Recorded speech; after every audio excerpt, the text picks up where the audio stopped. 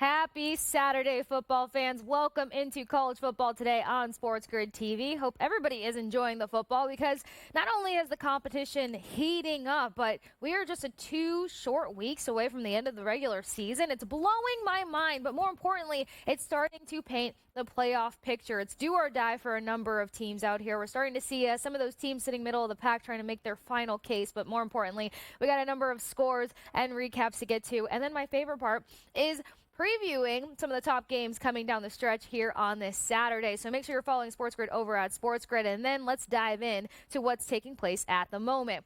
If you guys have watched Game Time Decisions throughout the week, or if you guys were watching in-game live, then you know that there's a couple of heaters on the books at the moment. Texas. Now, I remember last night talking with a number of our favorite Sports Grid hosts, and Dave Sherpin and Scott Wenzel, and we were talking about this Texas and Arkansas game, and Colby Dunn as well. A lot of people were mentioning the fact that Arkansas can bring in, some problematic play to this matchup. I don't know how many people had Texas only being up by 10 points, but it's a good challenge of adversity for this team, that's for sure. Right now, I'm seeing Ewers only with 176 passing yards, 2 touchdowns, but not a lot of messy play going on when it comes to turnovers or anything like that. 20 for 32 when it comes to his efficiency. Outside of that, though, you've got Texas with the ball right now, 3rd and 7 at Arkansas's 35, hoping to stack 3:10 left in that fourth quarter as the clock continues to wind down. SEC-wise, Texas is sitting 4-1. Arkansas tried to make this more complicated. They're sitting 3-3 when it comes to the SEC conversation. So Texas has enough of a cushion there to pull this one away, but what they'll learn from this one will be interesting. Again, all of this is because it's time to start molding that playoff picture. The regular season is coming to a rapid close. This one's got to be an interesting one. I wonder how Better started angling on this. Utah versus Colorado. Utah not getting blown out of the water on this one, and they've had a number of interesting plays theirself. You've got 35-24 with Colorado on top. Colorado heading into this matchup 5-1 in the Big 12 in comparison to Utah's 1-5. How disappointing is it that the first, 2 weeks watching Utah play, you thought there was going to be a lot more spark coming out of this team overall, but that's the beauty of college football or anything in general. You got Sanders 243 through the air, 3 touchdowns, and moving forward. Singer being a helping hand, 65 receiving yards, 5 receptions, 1 touchdown, and that's to help Colorado keep this one a little bit closer. So we'll see what continues to move along here as this clock winds down. 8:34 in the fourth for Utah versus Colorado. ACC. It's so sad to think that the ACC isn't considered one of the titans in all of the college football conversations right now, but you got to call it what it is, and I'm sure we'll break it all down tonight in the College Football Today post-game show. But right now, you got Clemson on top 17-7 over Pittsburgh. Pittsburgh with the ball, 3rd and goal at Clemson 6, trying to add some points, and there's still plenty of time to keep this one interesting. 12 minutes and 18 seconds left in the fourth there. Clemson heading into this one 6-1 in the ACC. You saw Miami get delivered their first loss the other weekend. Then you've got Pittsburgh sitting at 3-2 in the ACC when it comes to competing. We have started to see more of a well-rounded game coming out of Clemson, that's for sure. And then with Klubnik, we're seeing a lot better play with him as well. 253 in the air, 2 touchdowns, and moving forward. You got Tulane versus Navy. Navy with 0 points on the board. Unable to find the end zone whatsoever. Tulane on top 35-0. And with the ball to continue to stack points-wise, they're sitting 2-7 on Tulane's 41 moving along. Mercer versus Alabama. I heard so many interesting takes on this one. It was an embarrassment to have this one on the schedule. We don't need this kind of competition. Once you start getting towards the end of the season, Alabama needs to be competing with it within teams that are kind of up to par with them.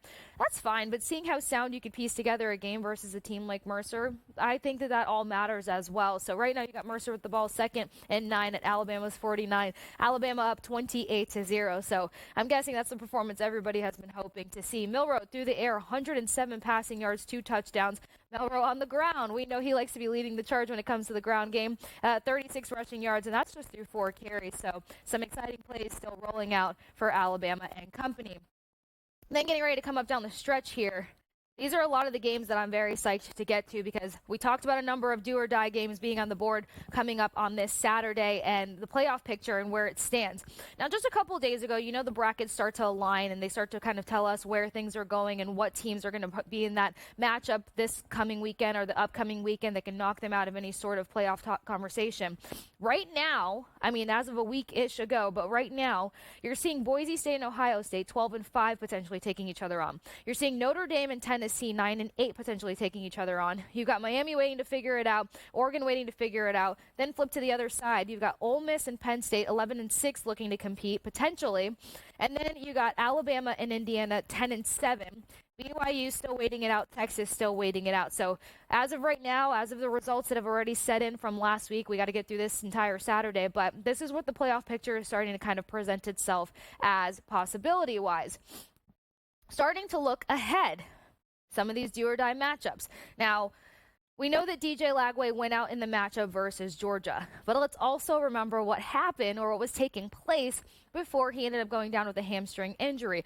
Florida very much had Georgia on the ropes. We were seeing a completely different Florida team from week 1 through 3. They were figuring out how to generate an offense. They were figuring out how to become more stout on defense, and they were putting together a more complete game. I will also say this, the pressure, the consistent attack from Florida's linebackers and secondary, that's held them in every single game that they've competed well in this season. Lagway goes out, all of a sudden Georgia finds their game in the second half, takes the victory, and that one moves along. Heading into this matchup, Lagway's been practicing all week long. That injury took place on November 2nd, and everybody's been talking about Poits returning to him being back on the field today versus LSU coming off of a very disappointing loss. All of that to paint the picture of LSU versus Florida today, 3:30. LSU leads this matchup all time in the series 34-33-3. But we've seen that when LSU is under fire and pressure, especially consistent fire and pressure, it causes mistakes. Their discipline starts to go out the window, and it's really anybody's game. But what I'm more hyper-focused on is specifically the fact that Nussmeier in his arm, he's best leading his team when he can go on the aerial attack consistently. This is a team that's going to try to take away the aerial attack at all costs and has the capability to do so because of that secondary and because of those linebackers that are just going to be a nuisance to deal with. We saw Carson Beck get flustered and go under fire. And yes, I know what Carson Beck's theme has been all season long, but regardless, Carson Beck, Nussmeier, the pressure that was applied to Beck is now going to be going to Nussmeier. Let's see how he weathers the storm. You got LSU, 6-3 straight up, 3-6 against the spread, and 3-6 over under. Lost 42-13 to Alabama last weekend, which we were not expecting that kind of roll because they have had some decent games on the season. The Tigers are 2-1 straight up and against the spread on the road this season. So some numbers to consider when you're picking your side for this matchup. When it comes to Florida, 4-5 straight up, 5-4 against the spread, 6-3 over under. They had that loss 49-70 to Texas last Saturday, but again, they were on another quarterback. Lagway was not in the mix, and they've already been through 3 quarterbacks this season. So just imagine. The Gators are 3-2 straight up and 2-3 against the spread at home. Ryan Kelly was extremely disappointed in the performance versus Alabama because they thought that they could have kept that as a much closer matchup, but that defense, being Alabama, showed up much more, way better, so much more efficient than I personally feel like I've seen them all season long. So a lot of good learning points for LSU going against Alabama the other week, a lot of good learning points for Florida over their past 3 performances, but what Florida did to Georgia, if they carry that into this matchup versus LSU, we're looking at quite the game. We'll talk about spreads and the over-under specifically for this game and a couple of the other ones coming up at that 3:30 hour. And then we got that 4:15 game. We got to stagger some of these games out. So don't go anywhere. Stay with us here on College Football Today on Sports Grid TV.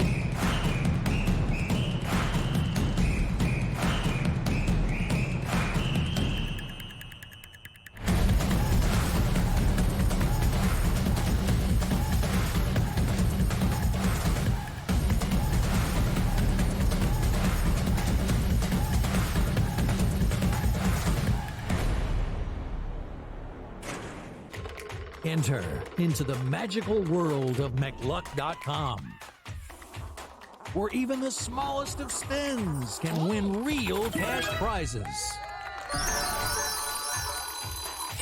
Adventure into over 1,000 of the best Vegas-style slot games. So what are you waiting for? Unlock your free welcome offer today. Join the fun where winners play and players win.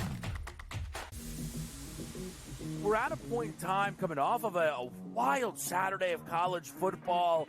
People are consistently peeking over at this board. He actually would not be my number one overall pick, nor would I bet him to be the number one overall pick. I think you got that next wave of NFL players, which is so enticing, which when you see Jaden Daniels come into the NFL and you go, I can get something like that with a guy with just as good an arm. Pro Football Today, only on Sports Grid. Anyone that's been to a sporting event, the atmosphere before a game, I think Game Time Decisions has that same exact atmosphere. This is our arena. This is what we do. There is going to be an energy to Game Time Decisions that you will feel night in and night out. The excitement you get when you lock your bets in, when you're figuring out what you want to do, we can zone in on the biggest games each night. I want this to be the place that people come to before the games start so they feel as ready as possible to lock in their cards. We are going to hit every single one of those markets that you need to know about. We're going to go through every single thing, and I've got a great team behind me that's going to help me get the job done. There is not going to be a better place, I promise you, than Game Time Decisions to get that new information, react to it, and be able to then bet accordingly. We will have everything at our disposal, and we will use that to our advantage. I'm Kevin Walsh. Tune into Game Time Decisions from 6 to 8 p.m. Eastern on Sports Grid.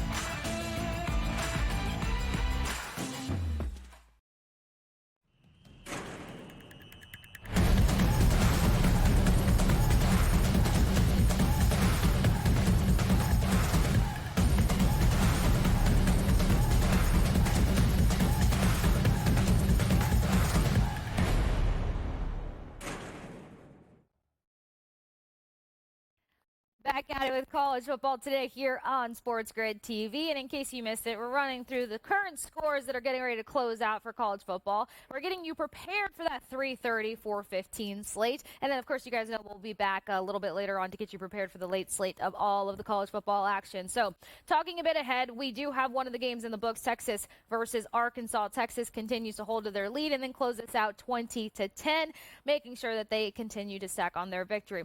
Quinn Ewers, 176 passing yards, 2 touchdowns, no turnovers. There you go. Blue on the ground, 83 rushing yards through 14 carries. Bond in the air. That sounds very legal almost. Blue and Bond coming in hot for the Texas Longhorns. You got Bond, 48 through the air through 4 receptions. Typically, we'd see a larger performance when it comes to the aerial attack, but this is where everyone was talking about Arkansas being a little bit more problematic than they were getting some credit for. On the Arkansas side, you got Green, 149 through the air, 1 interception that Texas took advantage of. Jackson on the ground, 56 rushing yards. Armstrong through the air, 74 receiving yards. So there's some points of focus for Texas to make sure that they find themselves back in a well-rounded position coming for the playoffs, that is, because you can't allow that kind of air yardage depending on which team they're going to match up against when it comes to playoffs.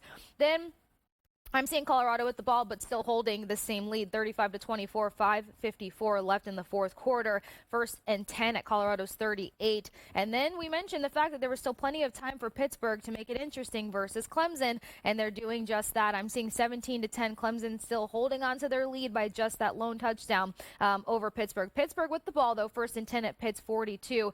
10:27, plenty of time left in that fourth quarter. I gave some praises to Klubnik because he deserves it, but he's sitting at 253 passing yards, 2 touchdowns currently, and then really his helping hand in making sure that Clemson holds on to their lead or stacks on their lead is Antonio Williams through the air, 125 receiving yards, 2 touchdowns, and that's all through 11 receptions. So let's see if Clemson can hang on here or if Pittsburgh makes them pay for any sort of letting off the gas. And then Desmond Reed on the ground as well as through the air for Pittsburgh getting the work done. 58 on the ground, 72 through the air. So one of those scores that we'll make sure that we hold on to. If you missed it earlier, Ohio State takes another large victory, 31-7 over Northwestern. And then Tulane versus Navy. Tulane holds on to that 35-0 lead, closing that out. Mercer escapes a shutout. They put 7 on the board. I'm seeing right now, and then you got Alabama 28-7 still, and this is just moving through that second quarter. So if they make that one interesting, that'll be something we're talking about. It's do or die for all teams right now. Something else we were talking about as we started coming up to that break before we started previewing the games coming up at that 3:30 mark is what the playoff picture can potentially look like at the moment. Anyone who's newly joining us, I'll just kind of reiterate it one more time. At this moment, we're seeing Boise State, Ohio State, 12-5 rankings going toe-to-toe. Notre Dame and Tennessee, rankings 9-8 going toe-to-toe. Miami and Oregon not going against one another, just waiting for what that opponent could potentially be. On the other side of things, Ole Miss, Penn State, 11-6 potentially going toe-to-toe. Alabama and Indiana, that would be fantastic to freaking watch. Then BYU, who knows quite yet? Texas, who knows quite yet? So that's what you're seeing starting to formulate depending on what the records break down to be at the end of today's showdown. So before going to that break, we started talking a little LSU versus Florida. Currently, I'm seeing the spread sitting at 3.5 on this one, total sitting at 56.5. Some takeaways from the performance between LSU and Alabama and the unfortunate loss Brian Kelly was extremely upset about because he felt like they could have had a better rhythm to compete against the Alabama's team, but Alabama's defense honestly came out as sharp as I've possibly seen them all season long.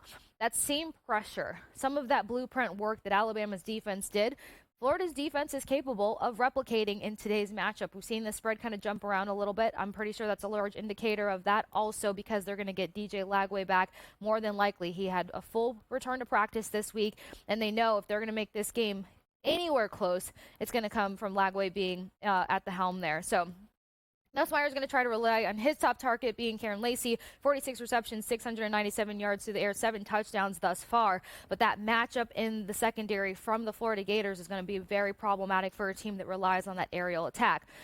On the other side, though, Gators are going to have to be extremely disciplined on their offensive end. We've seen a number of turnovers that have just cost them games.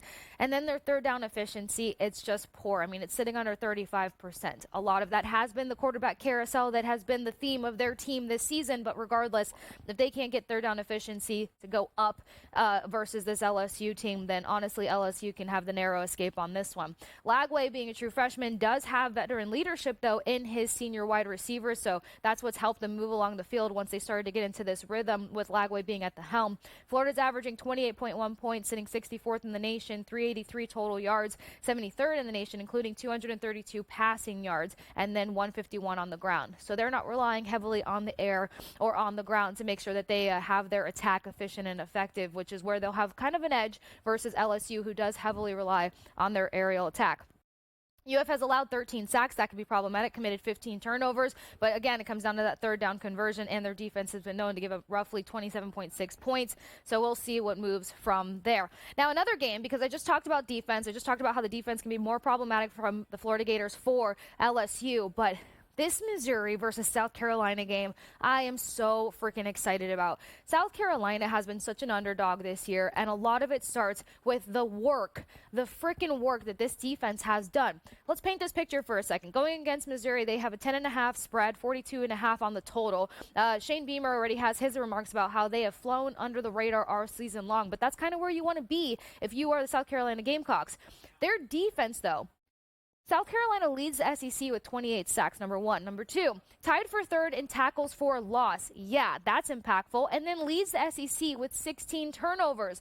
This defense is a freaking problem. And you're going against a Missouri team that likes to more so run the ball, use that to get them downfield than anything else. They don't heavily rely on it, but it is more of their game, and it's the more effective part of their game. Going against this team, this Gamecocks team that can make them pay for every time they try to have an effective and efficient run, that's going to be fun to watch. The prevention rate for the Gamecocks management on third downs as well, 65.3%, and a stellar D-line to have to get through. So we're going to continue to preview this one on the other side of this upcoming break. Make sure you're following Sports Grid over at Sports Grid. We'll see what other scores are in the books as we continue to look ahead from 3:30 on. And make sure you guys don't go anywhere as we continue to chat about the games coming up. Penn State, Purdue.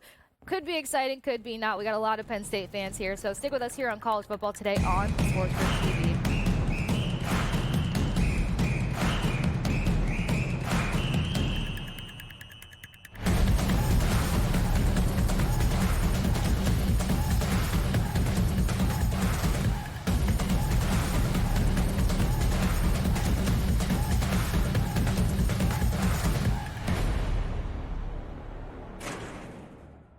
the sharpest football contest show in the land. The Las Vegas Football Contest Show focuses on Circus Sports Million, Circus Survivor, and the Westgate Super Contest, handicapping the games and releasing our contest picks every week of the season. With two former Super Contest winners, Brady Cannon and James Salinas, a former NFL player, Mike Pritchard, and over $1 million in contest prize money won combined, the Las Vegas Football Contest Show will have you prepared this season like none other. We live in a society right now where everybody's a snowflake, everybody's a cupcake, and everybody thinks that nothing is fair. Everything is like, it's not fair. We should have a better chance. We need more. You know what? I'm old enough to remember when you needed to have a perfect goddamn record to win a college football championship. That's the way it was. 11-1, too bad. Sports Rage tonight, only on Sports Grid. Grandma Bear, who owns the football team, probably comes in, gives a little, oh, man, you're such a good little boy out there. Congratulations, the way you coach this football team. I'm never going to fire you. Totally, I missed you pinching your own cheek as I was that's what your looking down grandma and did does, not right? know we were getting. Oh, Donnie, you got such a good show there with that guy named Ben. Like, that's what your grandma would do to you when you go see her on Thanksgiving or Christmas, The Early Line, only on Sports Grid. Together, both Devontae Adams and Garrett Wilson had huge nights. Aaron Rodgers loves the two big targets, and he says if this is going to happen, going to be very tough on the defense to decide who they want to go after. Adams and this kid Wilson, I won't deny what they can do, but nobody else does jack. Pharrell Coast to Coast, only on Sports Grid.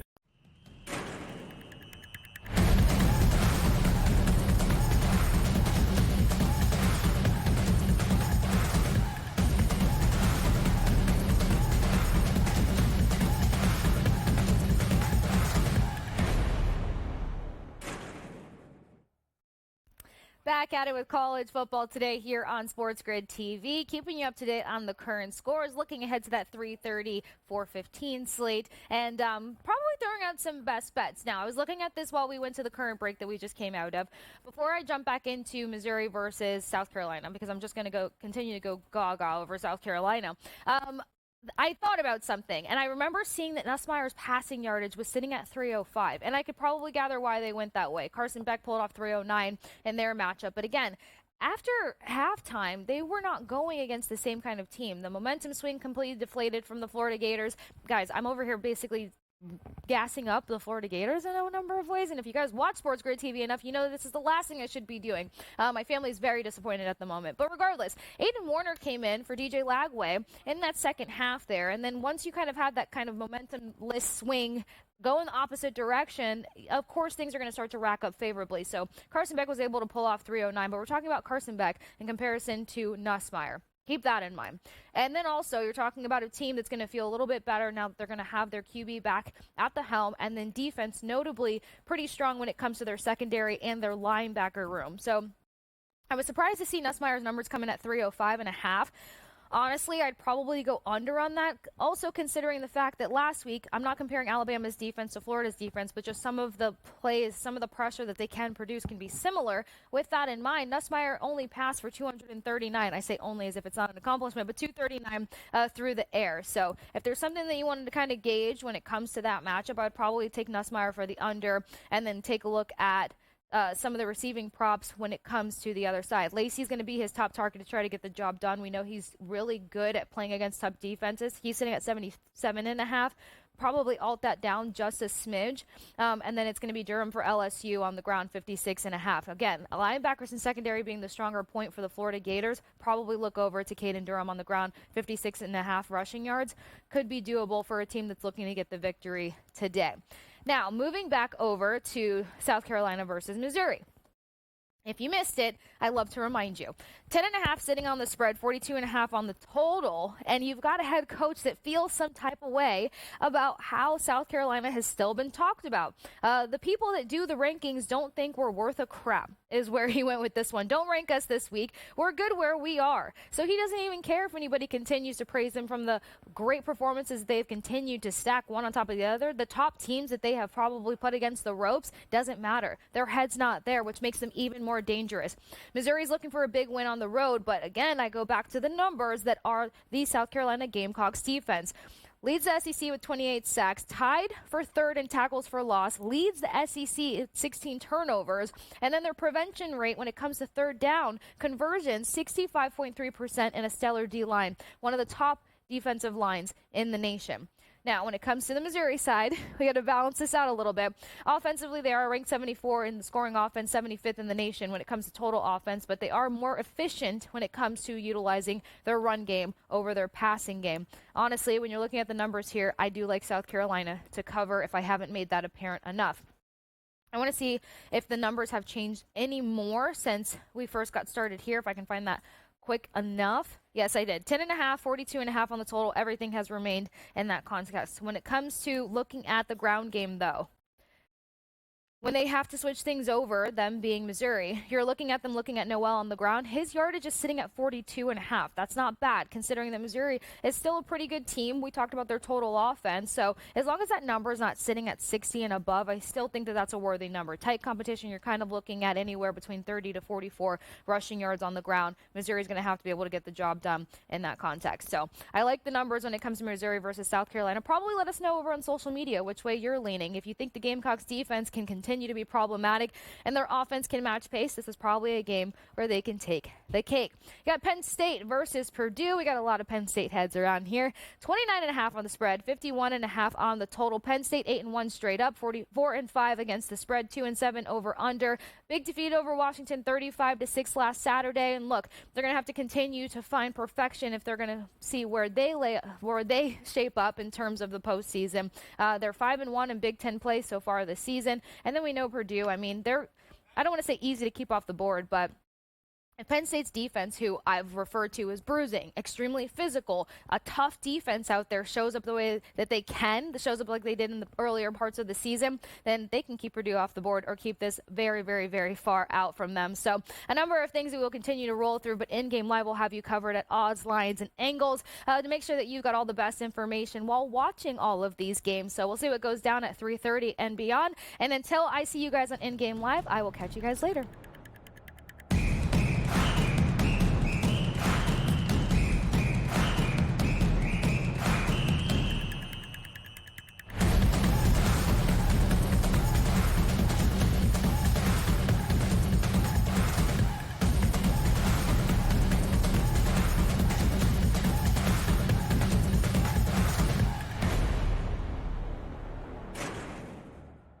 Than to a sporting event.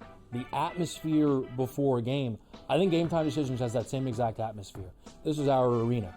This is what we do. There is going to be an energy to Game Time Decisions that you will feel night in and night out. The excitement you get when you lock your bets in, when you're figuring out what you want to do, we can zone in on the biggest games each night. I want this to be the place that people come to before the game starts so they feel as ready as possible to lock in their cards. We are going to hit every single one of those markets that you need to know about. We're going to go through every single thing, and I've got a great team behind me that's going to help me get the job done. There is not going to be a better place, I promise you, than Game Time Decisions to get that new information, react to it, and be able to then bet accordingly. We will have everything at our disposal, and we will use that to our advantage. I'm Kevin Walsh. Tune into Game Time Decisions from 6 to 8 p.m. Eastern on Sports Grid. It's a new era in CFB to start off this year, put on full display. My take on this game is simple. I know some people will be upset about it.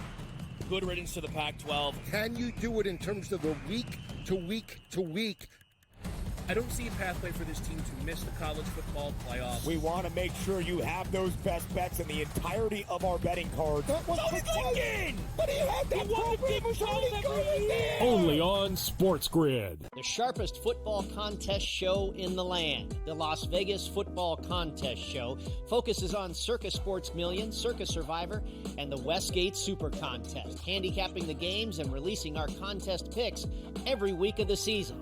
With two former Super Contest winners, Brady Cannon and James Salinas, a former NFL player, Mike Pritchard, and over $1 million in contest prize money won combined, the Las Vegas Football Contest Show will have you prepared this season like...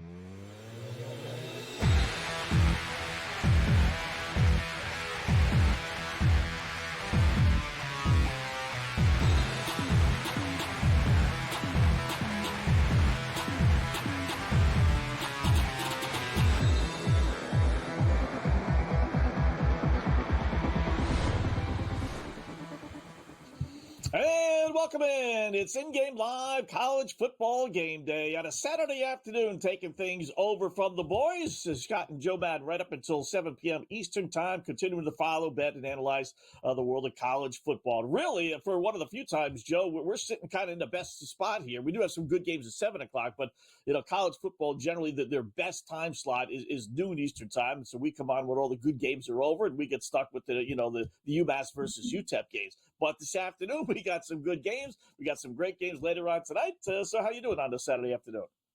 I'm doing great, Scott, and you're right. We have some fantastic games. We've got some great games wrapping up right now. Clemson and Pitt, I tell you, Clemson is able to do anything in the second half here. Pitt's been able to tie it up.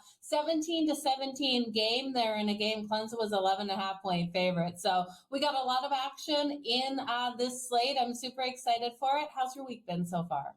Yeah, so far, so good. I stayed up late last night, watched that goofiness, Jake Paul versus Mike Tyson. What a joke, and we get a free moment. We can kind of get into that. Boy, what a waste. So we do have a number of games here kicking off at 3:30, Joe, so let's hop right to it. Some of the things we like to do here, including our SGP same-game parlays.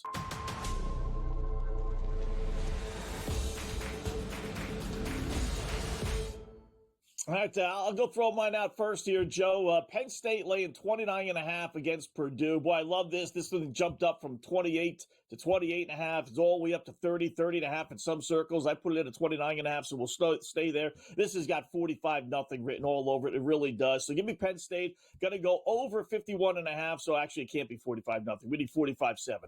Over 51.5 points. Anything we can get out of Purdue would be helpful.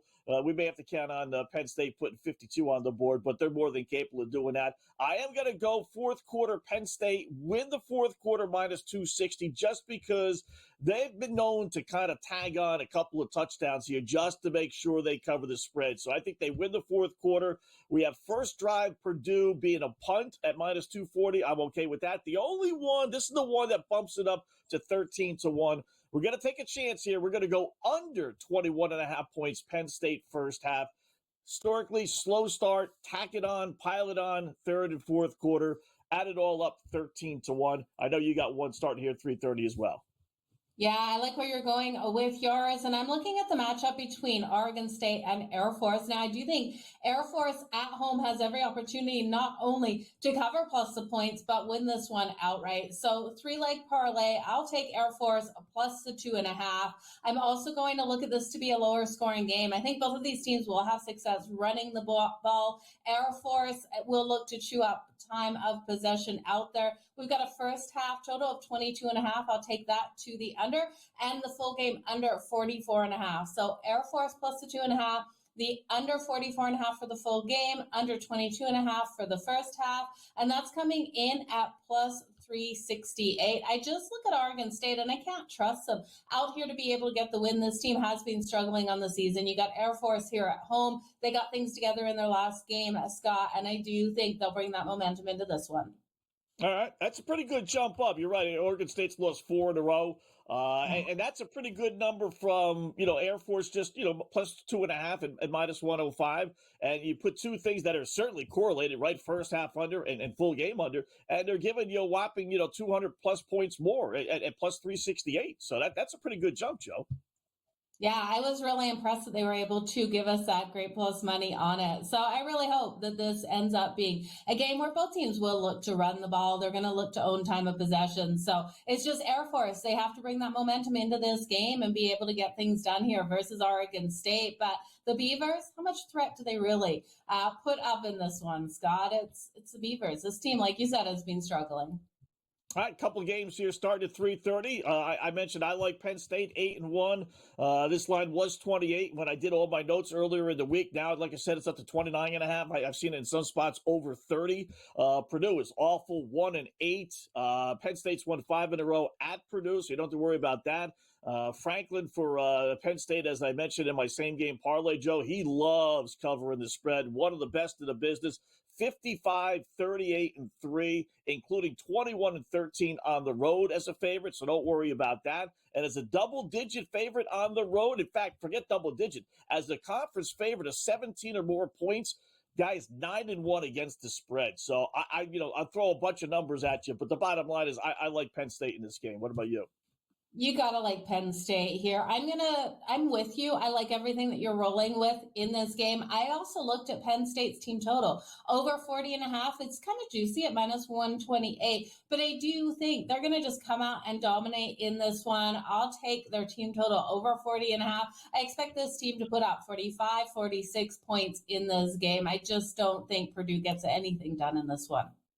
All right, LSU laying 4.5, maybe down to 3.5 now at Florida. This is one where I kind of liked LSU, but you know what? Every once in a while, I let trends dictate where I'm going to go, and these trends with these underdogs in the SEC they're just too good. They really are. I mean, underdogs in SEC this year, conference games, obviously, 32, 15, and 1. You know, LSU's pretty good. They've lost 2 in a row. Florida's shown a little life at 4-5. You know, they're thinking win 2 games. Let's become bowl eligible.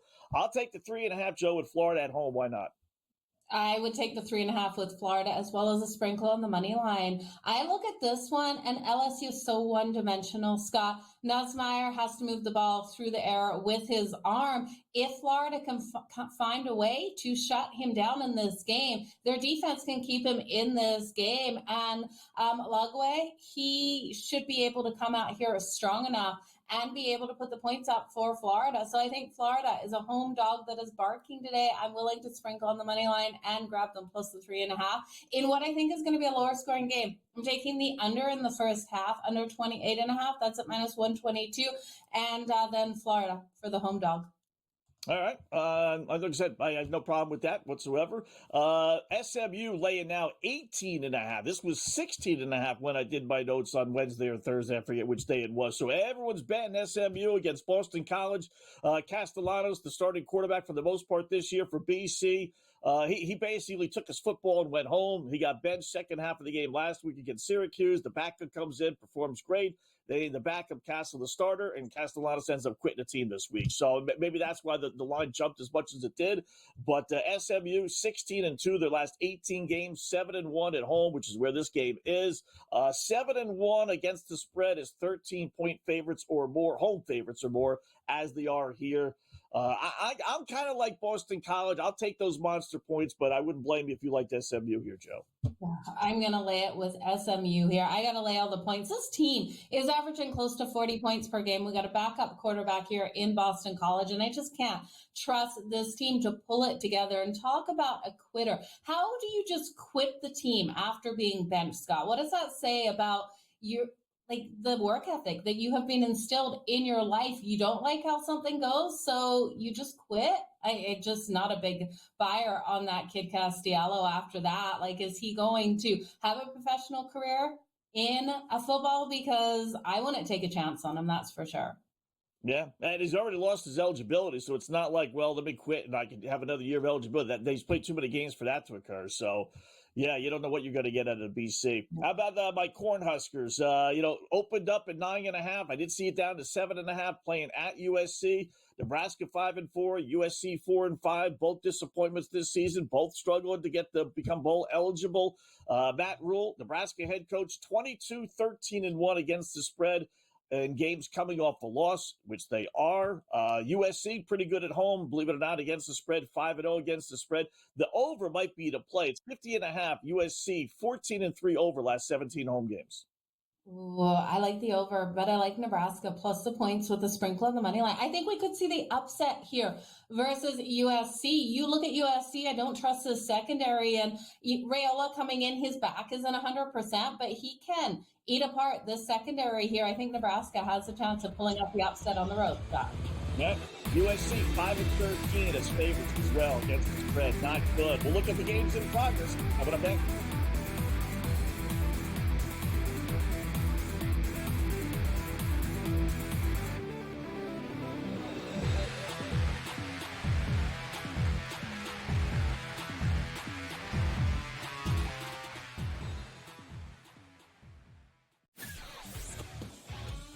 Together, both Davante Adams and Garrett Wilson had huge nights. Aaron Rodgers loves the two big targets, and he says if this is going to happen, going to be very tough on the defense to decide who they want to go after.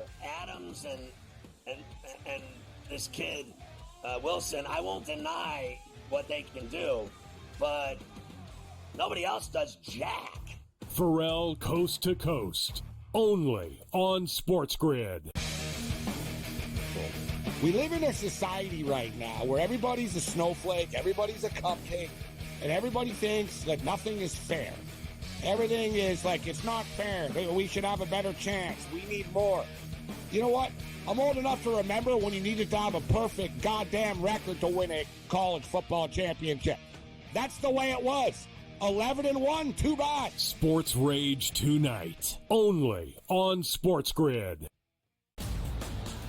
Grandma Bear, who owns the football team, probably comes in, gives a little, oh, man, you're such a good little boy out there. Congratulations, the way you coach this football team. I'm never going to fire you. Told me I missed you pinching your own cheek as I was looking down and did not know we were getting. Oh, Donnie, you got such a good show there with that guy named Ben.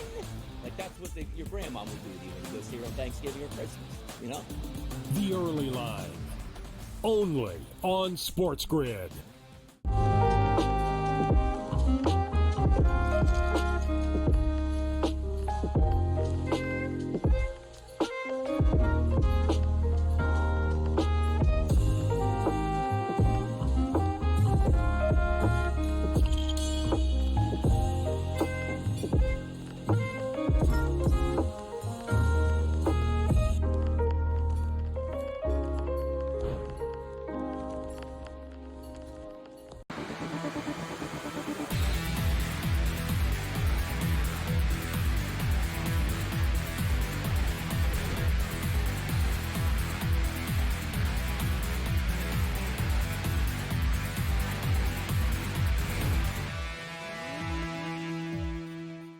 All right, welcome back in Game Live. College football game day just getting underway. Scott and Joe for the next 3.5 hours until 7 p.m. Eastern time. Got a good one early on. Pittsburgh as a double-digit home underdog, looking for the win against Clemson. They're tied at 17.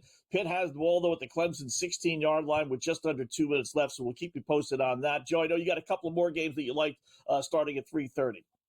Yeah, looking at Virginia versus Notre Dame, I did lay the 6.5 in the first quarter with Notre Dame. That was coming in at minus 118. I do think at the end of the day, they end up coming out and covering the full game spread, but I wanted to have a little bit of skin in the game in that first quarter. And the first quarter, under 10.5, was another interesting look with those points coming out fast. So I'm glad I didn't take it. I just expected the run game to come out really solid for Notre Dame. And then at the 4 o'clock window, I'm liking Baylor. Baylor laying the 2.5, I think, is a really strong way to go here versus West Virginia. Still question marks around Green coming out here for West Virginia, how healthy he is if he does play. I don't think he's going to be 100%.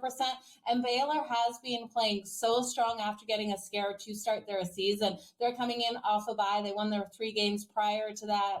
And I do think, Scott, they run away with this game. We're only having to lay 2.5. With Baylor, I think they win this by over a touchdown. Yeah, there used to be a time when West Virginia was nearly impossible to win or beat at West Virginia, but that's not been the case this year. Maybe the over into play, it's a big number, 58.5, but you got 12-2 over Baylor last 14 road games, and then 5-0 Baylor last 5 games overall. So we were getting some points in both Baylor and West Virginia. So the 58.5, like I said, it's a big number, but trends say go over on that one. Good little start. Notre Dame is up 7-0. I don't know if you still get that first quarter bet in, but if you can, you might be willing to lay it. I'm sure it's going to be a little bit higher than that, but still, Notre Dame, that line went all the way up to 23.5, Joe. I don't like laying that kind of wood unless I'm really, if there's an axe to grind or, I know Virginia's coming off an upset win last week at Pittsburgh, maybe a little bit of a letdown here. It's a non-conference game for them. Really kind of meaningless, where it's, Notre Dame's got to win their last 2 to have hopes of getting into the college football playoff, or last 3 actually, which they would if they finished 11-1. So I know it points to Notre Dame at home, but boy, 23.5. Virginia's a pretty good against the spread team, 22-12-1 against the spread as double-digit dogs. So I would take a little flyer on Virginia, and even if they're down 7-0 now as they are, you get a few extra points on that as well. Yeah, you got to like the extra points that you're getting there. And talking about a lack of points, Syracuse versus California, we've seen the total drop in this one, Scott. It's now at 50.5 at -118 to the over. I did think this one flew over that original total of 57.5, right around where it closed. And I do think we're still going to see those points. Now, Syracuse has answered first in this game. They're up 6-0. They were the dog coming into this. They were a 9.5, 8.5 point dog. I grabbed them plus the point. So if you want to look at Syracuse right now, you've lost the value. Pre-game, California is driving down the field. So I would wait to see if California can tie this one up and then get more value there with Syracuse. Did you do anything with this one, Scott? No, we can't bet it here in New York. FanDuel doesn't allow the New York State. So it's almost like Syracuse. Do they have football? Really? They have basketball? Really? The Orange one? Really? Yeah. So, without it, it's weird when you run down all the games, even if you don't bet them, but at least you see the name all the time and you follow it a little bit closer. But without seeing the Syracuse name, I know it's Syracuse, a pretty prominent school, Scott. I get that. But without seeing it, it's like, okay, there's 5,000 other games. Why am I going to worry about a game that I can't bet? So that is completely, I've not watched 1 second of Syracuse football this year. So it's all on you. Good start for your Air Force Falcons, 7-0 over Oregon State. I don't know if they returned the kickoff back for a touchdown. FanDuel's got it 7-0, and they still say first quarter 15 minutes. So, interesting. Yeah, that's kind of weird. Unless it's not 7-0. Let me go to my actual scoreboard and see if it's 7-0. They don't generally make mistakes on the scores. The lines, yes. Scores, no. Although, actually, no. The lines, no. Scores, yes. So, do we have 7-0? 7-0. Wow. 8 minutes in. That was about 7 minutes in, so it wasn't a return. A kickoff, nothing like that. Penn State 7-0 over Purdue. Yeah, that's when that thing, line movements happen all the time, right? No big deal. But when I saw that at 28.5 last night, and then I woke up this morning, Joe, and it was at 30.5, it's like, you know what? The whole world's on Penn State. They know this guy, James Franklin, is known for running up the score. Purdue is just awful this year. 1 win. Like I said, this has got 45-7, 50-7 written all over. Penn State needs to keep on winning, in case they don't get into the Big Ten championship. They need to impress the polls. So there's 2 things this time of the year, Joe, you look for as a bettor. Whether they're legit or not, who knows, but this is what bettors do. 1, you look for teams that are trying to become bowl eligible, and you think they have a little bit more incentive than the other teams. And then 2, you look for teams like Penn State that want to impress the pollsters, in order to get into the now 12-team college football playoff. And those teams are more apt to run up the score instead of winning, 35-7, no big deal. With 1, we got to cover the spread, and 2, a 50-7 win looks that much more impressive. So look for those things. Yeah, I would definitely look for that as well. We've got an ugly game here, a really ugly game in this hour. Can you guess which one it is? We've already got a field goal in it. Sam Houston State, Kennesaw State. Yes. Coach's fired system is in play. Kennesaw State fired their head coach. That was another game that, I did like Kennesaw State because they fired their head coach. So we always play that 3-0 this year, by the way.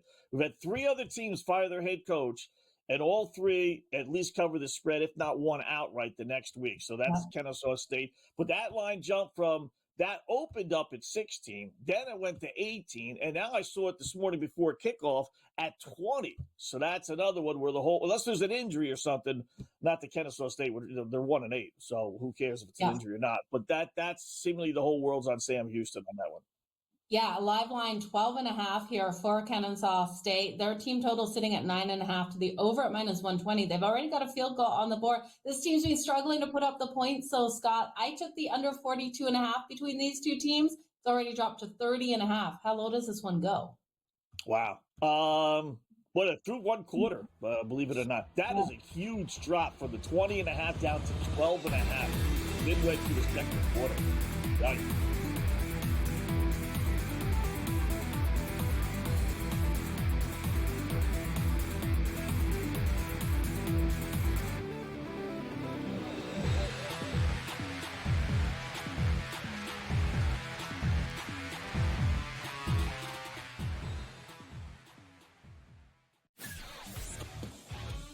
Together, both Davante Adams and Garrett Wilson had huge nights. Aaron Rodgers loves the 2 big targets, and he says if this is going to happen, going to be very tough on the defense to decide who they want to go after.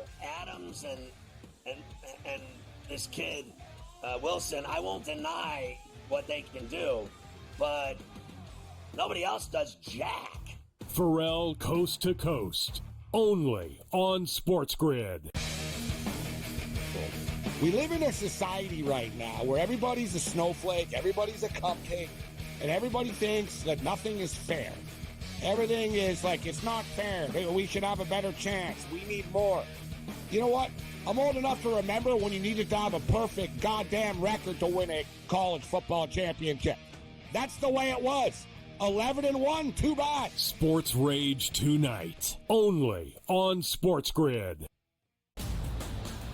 Grandma Bear, who owns the football team, probably comes in, gives a little, oh, hey, you're such a good little boy out there. Congratulations, the way you coach this football team. I'm never going to fire you. Totally, I missed you pinching your own cheek as I was looking down and did not know we were getting. Oh, Donnie, you got such a good show there with that guy named Ben.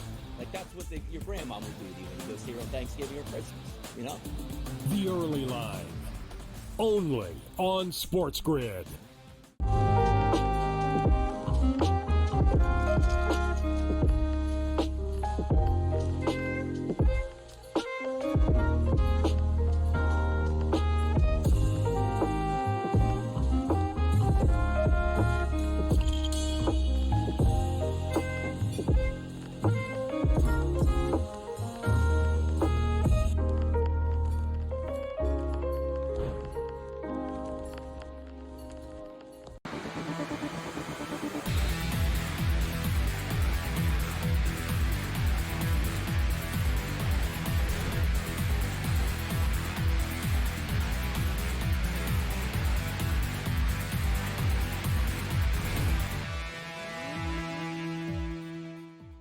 Welcome back, In-Game Live, college football game day here on the Grid. Scott and Joe for another 3+ hours, closing out hour number 1. So the early game that's still going on of importance, Pittsburgh and Clemson. Mentioned Pittsburgh was driving. It stalled.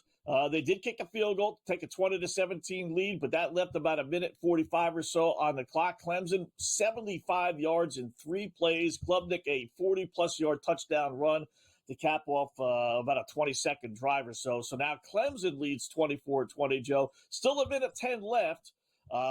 Pittsburgh's got first down at their own 25, 26-yard line. You want to take a little flyer. They need a touchdown now, plus 680 on the money line, but this would be a good win for Clemson. I thought that line initially was too big, and it looks like it's going to play out because, unless something crazy happens, Clemson's not going to win by more than 11 points.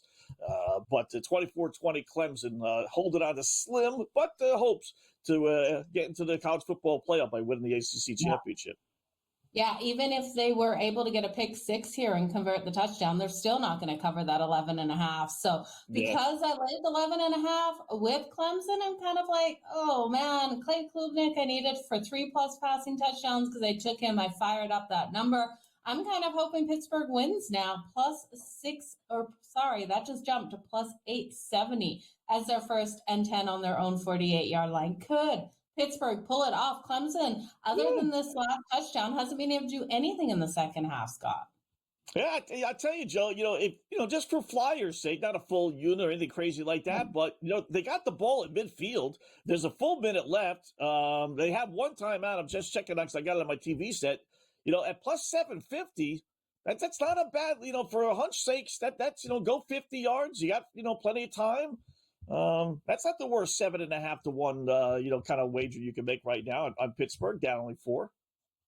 Yeah, it really isn't, because you look at Pittsburgh here, they put up 13 points in the fourth quarter here already. Yep. So they had a touchdown in the first, nothing in the second, nothing in the third, 13 points here in the fourth. This team has every ability. They're rolling with momentum right now to drive down the field. So I would take them. I'd take them. It's worth a shot for me. Yeah, a little nibble. Why not on that? Kennesaw State's down to 28.5. I mean, this team would be so goofy that I'm telling you, this coach's fired system in college sports, especially, Joe, there's nothing better. There really isn't. These kids, they fired their head coach this week. First off, they make an announcement, the guy resigned. And then the coach says, I didn't resign, you fired me. What are you talking about? So there's a dispute on whether he was fired or resigned, right? And the guy had been there 9 years. This is their first year at this FBS or FCS, whatever it is, level, right? It has always been basically 1 AA before this. So, but the guy's been successful, 71-30, after the season. He's only got 8 losses now. So he was 70-22. So it's not like the guy hasn't been successful. I mean, I don't know what they were expecting their first year, but they whacked the guy. They don't even let him finish out the year. And, all these kids he recruited. So it makes perfect sense. All the kids, they get inspired. They play well past what they're really capable of doing. And they perform well the first time out after the coach gets fired. So up 3-0. Like I said, they were a 20.5-point dog when this thing started. It's locked now, but they have a 3-0 lead, late second quarter with 5 minutes left. They're throwing a shutout. Sam Houston 7-2, they're battling, they control their own destiny in their half of the Sun Belt. If they were to beat Sam Houston State, they already beat Liberty, another really, really good team in that conference. It would be the weirdest 2-10 season in the history of college football. Would it ever? That is for sure. Okay, so looking at the live line in that one, 10.5 for Kennesaw State, plus 550 on the money line. They have every opportunity of getting it done. Sam Houston State, they don't inspire a lot of faith in that team. Offensively, they've been able to put up more points, but Scott, I can't trust them to come out and get the win against a team that really will step up. I want to quickly throw to you Hawaii. Hawaii's down 0-17 right now versus Utah State. Utah State, we know this defense absolutely struggles. I'm shocked they've been able to put up 17 points versus Hawaii. Hawaii was a 2.5-point favorite coming into this. You can get them plus 14.5 at minus 118, straight up on the money line at plus 415.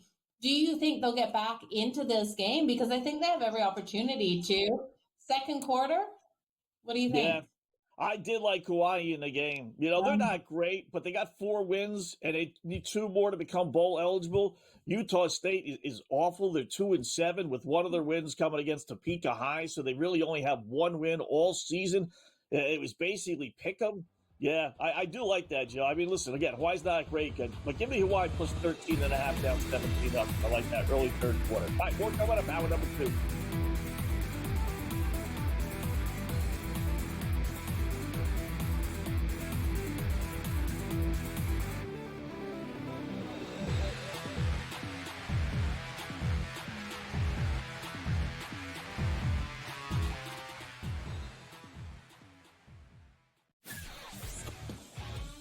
Together, both Davante Adams and Garrett Wilson had huge nights. Aaron Rodgers loves the 2 big targets, and he says if this is going to happen, it's going to be very tough on the defense to decide who they want to go after. Adams and this kid, Wilson, I won't deny what they can do, but Nobody else does jack. Pharrell Coast to Coast, only on Sports Grid. We live in a society right now where everybody's a snowflake, everybody's a cupcake, and everybody thinks that nothing is fair. Everything is like, it's not fair. We should have a better chance. We need more. You know what? I'm old enough to remember when you needed to have a perfect goddamn record to win a college football championship. That's the way it was. 11-1, too bad. Sports Rage tonight, only on Sports Grid. Grandma Bear, who owns the football team, probably comes in, gives a little, oh, man, you're such a good little boy out there. Congratulations, the way you coach this football team. I'm never going to fire you. Totally, I missed you pinching your own cheek as I was looking down and did not know we were getting. Oh, Donnie, you got such a good show there with that guy named Ben. Like, that's what your grandma would do to you when you go see her on Thanksgiving or Christmas, The Early Line, only on Sports Grid.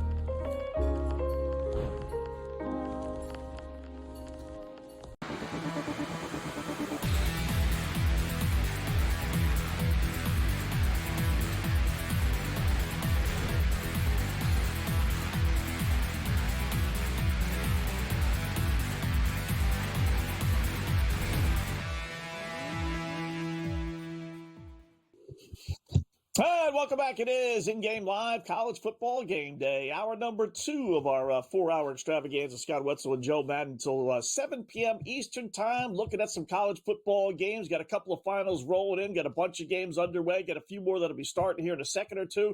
Let me just throw out there Pittsburgh and Clemson. Clemson did win. They held on. Pittsburgh got all the way down to the Clemson 25-yard line. So that you had a decent shot with your plus 7.5, but 2 shots into the end zone. Last one was intercepted. So 24-20 Clemson, Joe, does knock off Pittsburgh. And got a couple of others here starting. I know you got the little flyer there on Missouri and South Carolina. Big number for 2 teams that are ranked. Let me throw out the numbers as far as preview goes. 7-2 Missouri, 6-3 South Carolina. South Carolina laying 12.5, 13.5, depending on where you do your shopping. Ranked teams versus ranked teams, I'll tell you this year so far, favorites 17-14 against the spread. So nothing really dominant. Missouri has owned this series, 5-0 straight up and against the spread. Last 5 meetings against South Carolina, 10-2 under. So 44.5 is the total, 43.5, 44.5, maybe under is the way to go. And this is another one of those road underdogs and underdogs in the SEC, right? Underdogs, we told you earlier, SEC conference games, 32, 15-1.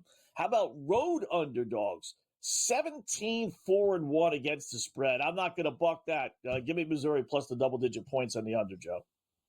Okay, I love the under. I'm right there with you. That under has dropped to 42.5 now, Scott, and I'm still willing to take it. I think this is a lower scoring one. We have seen the money obviously coming in on Missouri because this spread has moved to 10.5. I'm going to lay it with South Carolina. I just think they can win this one by 11 points. We still don't know the quarterback out here for Missouri. I don't know if you're seeing it. Is it Brady Cook? Because if Brady Cook is on the field, it changes things. But if it's Pine coming out here for Missouri, and I know Cook did come out for warm-ups. We saw him out there on the field, but I kind of think it's a little bit of smoke and mirrors. I'm not sure.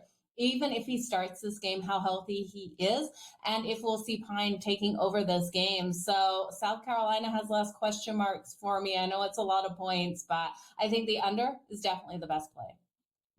Yeah, Cook is the better of the two. Neither one is great, but Cook's the better of the two. That line kind of tells me that he's not going to play. He's been in and out of the lineup with injuries, so we'll see once we get the game actually underway. But I do, like I said, I'm not going to buck that.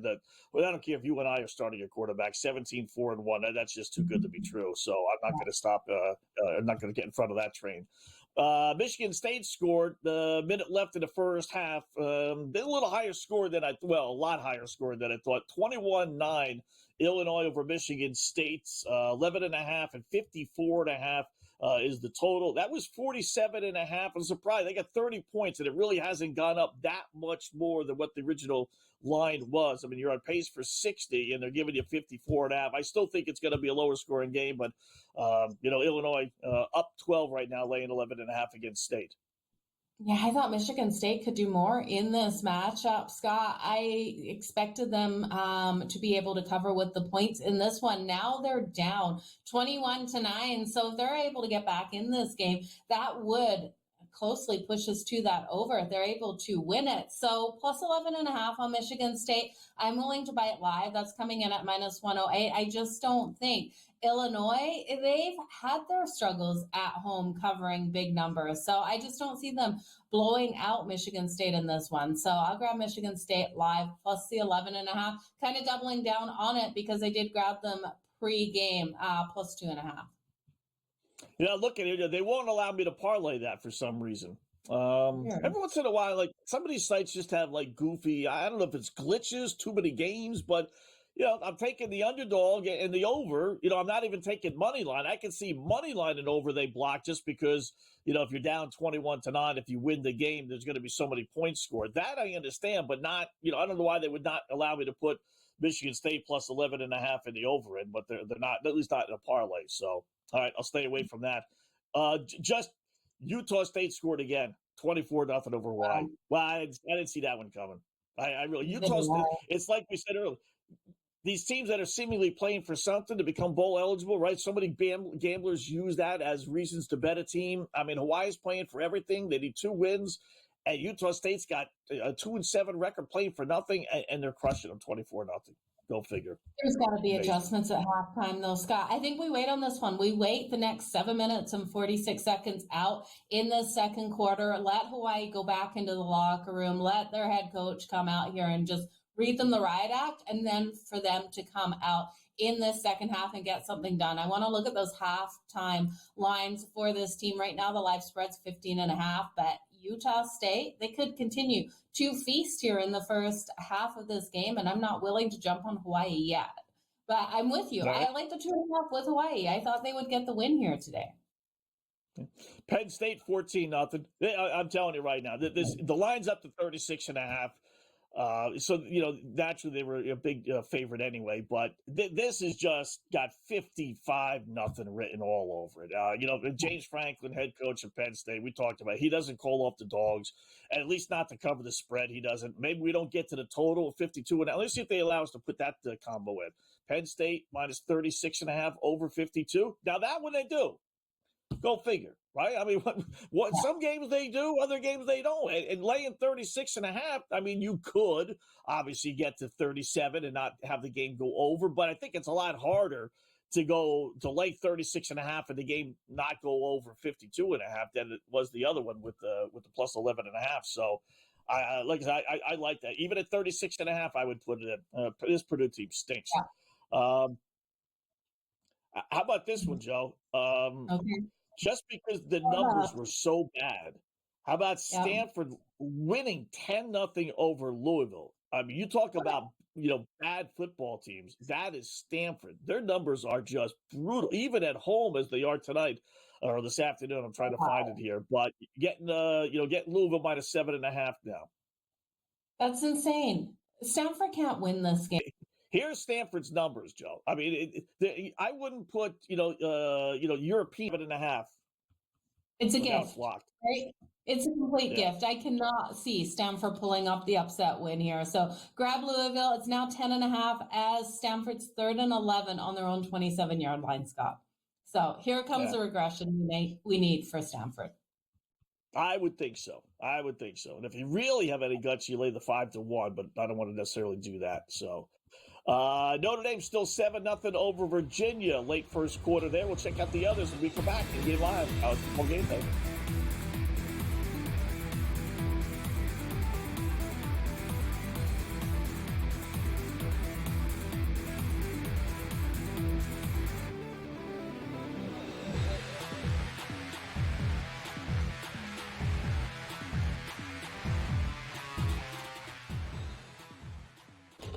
Enter into the magical world of McLuck.com. where even the smallest of spins can win real cash prizes. Adventure into over 1,000 of the best Vegas-style slot games. So what are you waiting for?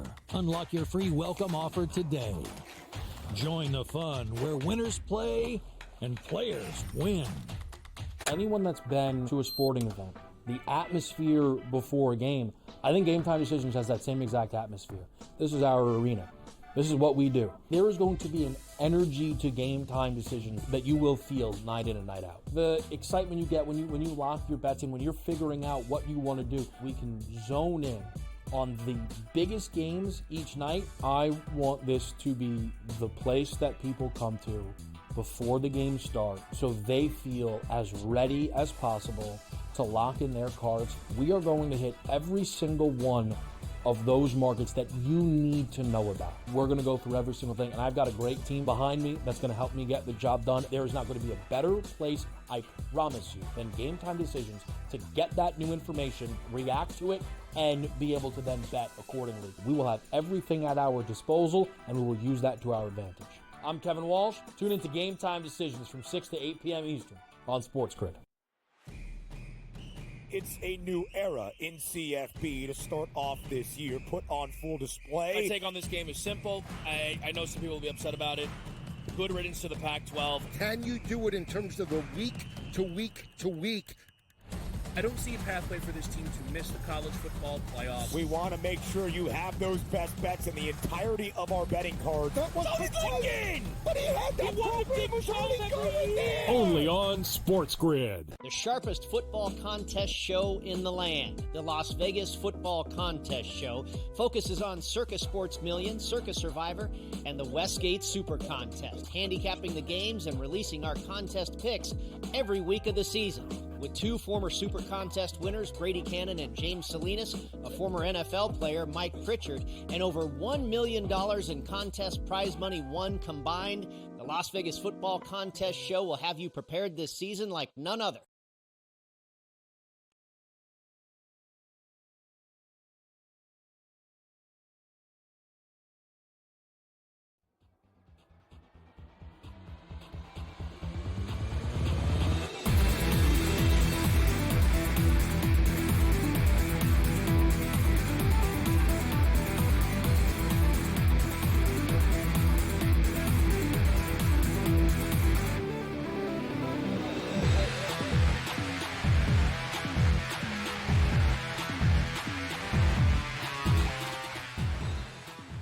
All right, welcome back in-game live college football game day. Joe and I just talking about the Tyson-Paul fight last night there. We'll get into it a little bit later on when we get to the halftime, a little bit of a lull in the action, but what a goof that was.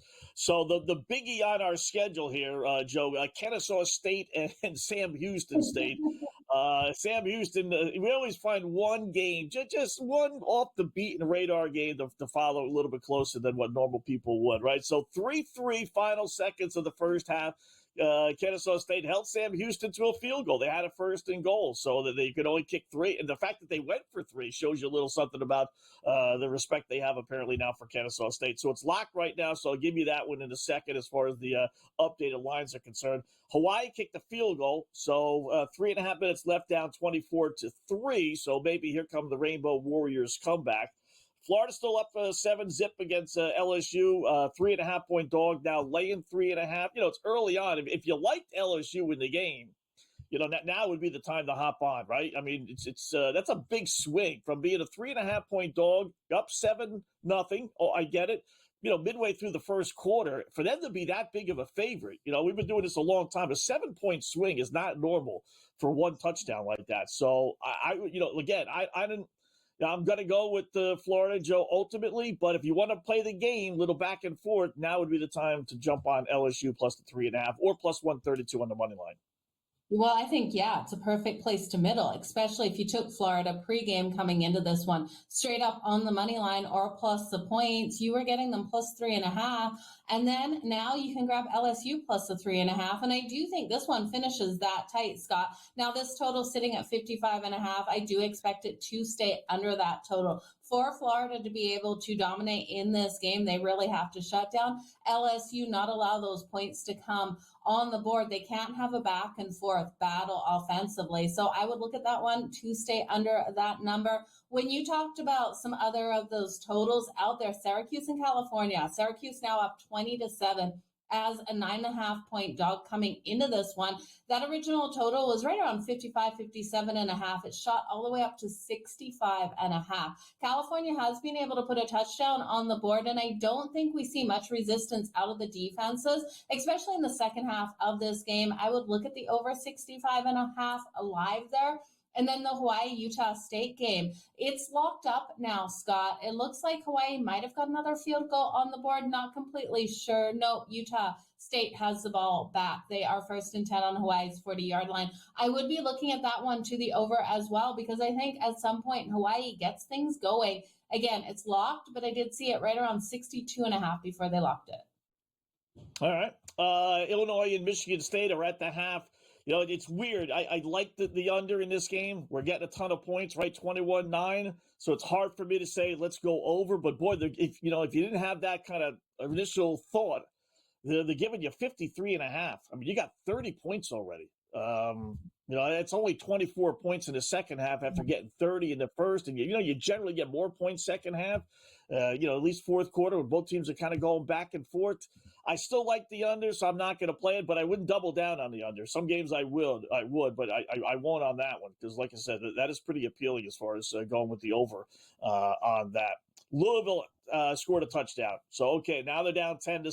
So now they're laying 12.5. So the line's starting to creep back up there. So no score Nebraska USC. They're underway. Oh, by the way, you got your first winning bet that you gave out today as Notre Dame finished up with a 7-0 lead after the first quarter. You were laying 6.5 right against Virginia.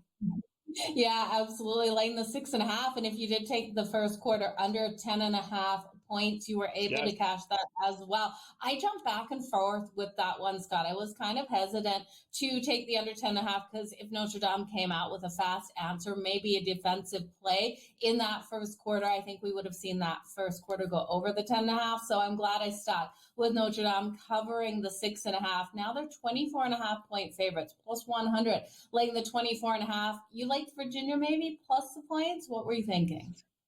Yeah, I did. It's amazing, too, by the way. Notre Dame scored their touchdown 2 minutes into the game. So if you're sitting on, under 10.5 first quarter, we get a touchdown. Notre Dame goes right down the field. In 2 minutes, you're thinking that, throw this ticket away, right? And yet no more scoring after that. Amazing. Virginia hasn't done much on offense, but I still like them plus the 24.5. That's a big number. Like I said, they're a decent team. They're a really good team, actually. Not decent. They're really good against the spread. Especially as a double-digit underdog. So I'm okay with taking the 24.5. SMU 10-0 over Boston College. West Virginia 7-0 over Baylor. Some of these lines are locked right now. There was one other I wanted to throw at you. James Madison does lead Old Dominion 7-0. I know you liked ODU before. Are you willing to double down on the Monarchs? Yeah, absolutely. You can grab them plus 3.5 right now on that live line at minus 122, but I don't think you need the points in this one. I do think Old Dominion has the ability to get the win. Now, they were plus money just a second ago on that. Money line is a 3.5 point dog, but they have locked up this spread right now as their 2nd and 6 on James Madison's 13-yard line. I just thought the wrong team was favored in this one. I like what Old Dominion has been able to do in some of their matchups this season, and I do think everyone is just so in love with James Madison here that I thought Old Dominion would be able to get it done, Scott. All right. How about this one? Alabama leads Mercer, right? We got to find angles on all these games, right? That's why we're here. So Alabama leads Mercer 38-7. So that's 45 points. They're closing out the third quarter, 3 minutes left. They're giving you an over-under of 59.5, which means you would need 3 more scores unless someone goes for 2. Alabama wouldn't, right? With Mercer, I kind of doubt it. So, bottom line is, I don't know if Mercer's going to score again. Are we going to get 3 more scores out of Alabama? The under 59.5, although I see it's now it's like monster juice, minus 176. But that wouldn't be the worst bet in the world. They bring that juice down a little bit. That would be, I don't know if Mercer's going to score again. And I don't know if Alabama's going to put three more touchdowns on the board. Alabama has a team total of 51.5. Mercer 7.5. Plus 200 they can get over 7.5 stops. I still think it's Probably not.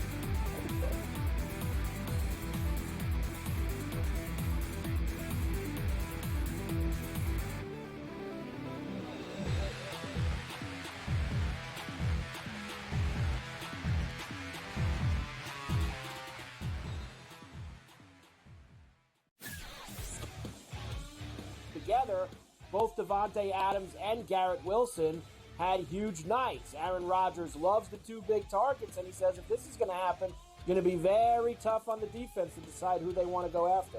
Adams and this kid, Wilson, I won't deny what they can do, but nobody else does jack.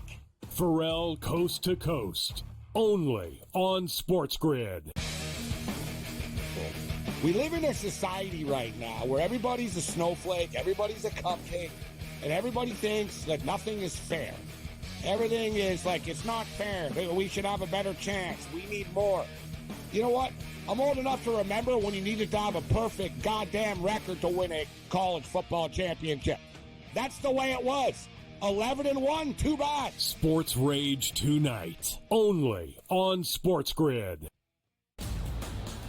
Grandma Bear, who owns the football team, probably comes in, gives a little, oh, hey, you're such a good little boy out there. Congratulations, the way you coach this football team. I'm never going to fire you. Told me I missed you pinching your own cheek as I was looking down and did not know we were getting. Oh, Donnie, you got such a good show there with that guy named Ben. Like, that's what your grandma would do to you when you go see her on Thanksgiving or Christmas, The Early Line, only on Sports Grid.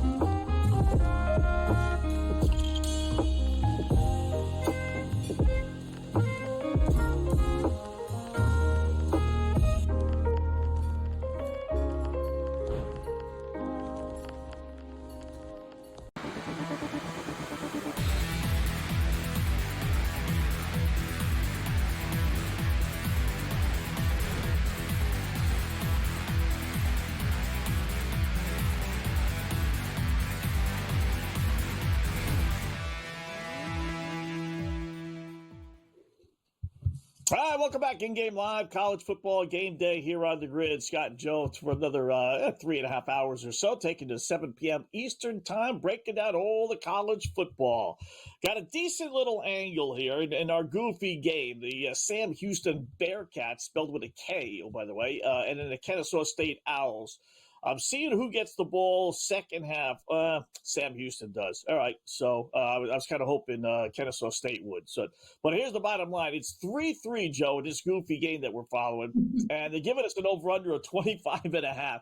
I was hoping Kennesaw State would get the ball first because I don't know if they're going to score again. They're so bad. So I was hoping maybe that 25.5 would fall below 24.5, give us an extra couple of points, but I'm thinking, Sam Houston, 7-2. They're battling for first place like we talked about. I would think their head coach is just reaming these kids out, and they're going to come out flying. Can we get 3 touchdowns second half and push this over 25.5? I would think so. I don't want to trust either team out here, Scott. I really don't. You got Sam Houston's got a team total of 17.5 plus 108 to the over.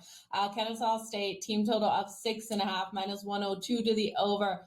Third quarter spread. If you think one of these teams can come out and get a touchdown, well, Sam Houston would need the touchdown. They're laying 6.5 in the third quarter, minus 132. So that would play into what you're thinking out there. We know this has been the better offensive team on the season. Kennesaw State plus the 6.5, though. If you think these teams are going to go back and forth and play stronger defense and offense, that's coming in at minus 102.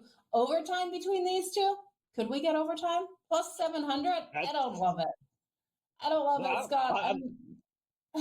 I'm surprised they even offered it to us in that game. Yeah. A lot of these goofy games, they don't offer overtime for whatever reason. So they're giving you, I don't know what that was to start. Most overtimes are around, 15, 16 to 1. When I look, in fact, you know what? That reminds me, we got to do our overtime round robin parlay here. Most are right around 15 to 1, but those are closer point spread games. This was a 20-point spread. They probably didn't even offer it to start the game. If they did, it was something crazy. So here are, let's do that now. Let's throw this out there because we got two games that are already underway. The good thing about these overtime things, you can still bet them. So even if you're getting in late to the party, maybe the numbers won't quite be the same, but you can still do it.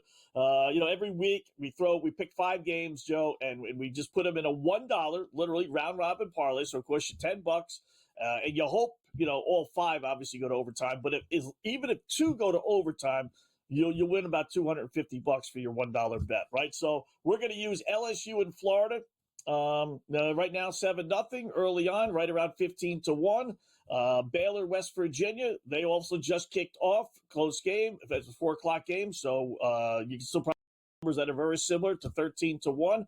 And then the 3 late games. We use Tennessee, Georgia, Cincinnati, Iowa State, and Kansas, BYU, the late game. So Tennessee, Georgia, 16 to 1. So was Cincy and Iowa State, and Kansas, BYU, when I put it in, was 15 to 1. So the odds are so crazy that, again, if you get 2, and that's all it takes, because it's a 2-game round robin parlay, you'll win on average. There's 10 different combinations. That's why it's $10. You average about $250 a payoff if you hit, even just 2 of these things. Oh, I feel like you're in for some good luck out there with those tonight. Scott, that Kansas BYU game is going to be a battle out there. Yeah. BYU undefeated. Do you want to see BYU lose? What are you thinking in that one? I think Kansas can keep it tight. I don't. I don't want to see them lose. I did buy a ticket on them at 300 to 1 to win it all a few weeks back. Figured, all right, why not? I think they were like 5-0 at the point. And I said, if they win the Big 12 championship, then they get in at an automatic bid, for the most part, automatic anyway. So now I want to see them run the table. That's a weird line, right? We used that in our opposite picks last night. I mean, you've been doing this, Joe, a long time. Has there ever been a team ranked in the top 10 as BYU is, 9-0 as BYU is, playing at home as BYU is, without any, injury to their quarterback, which BYU does not have, hosting a team that's 3-6, and not only 3-6, one of those wins came against Topeka High, so they're really only 2-6, and yet BYU is only a 2.5-point home favorite. I mean, this point, the boys in Vegas just hate BYU. They have no love for that team whatsoever. I mean, wow, that's amazing. Yeah, I looked at this line and I thought the same thing. Like, how is BYU not a almost double-digit even favorite in this one, yeah. Scott? But I don't know. There's some injuries to their offensive line, so I took Kansas plus the points in hoping the books know something. Something is happening out there, but I still want to see BYU win it. That spread 2.5, though. It's going to be a tight one for these teams. If BYU wins it, it's probably more likely by that field goal. Hard to win a game by 1 or 2 points, right? Like, some things have to go wrong out there on the field. So we'll see how this plays out, but it's our late night special. So I don't know, maybe some more bets going into it. All right, more coming up in Game Live, College Football Game Day.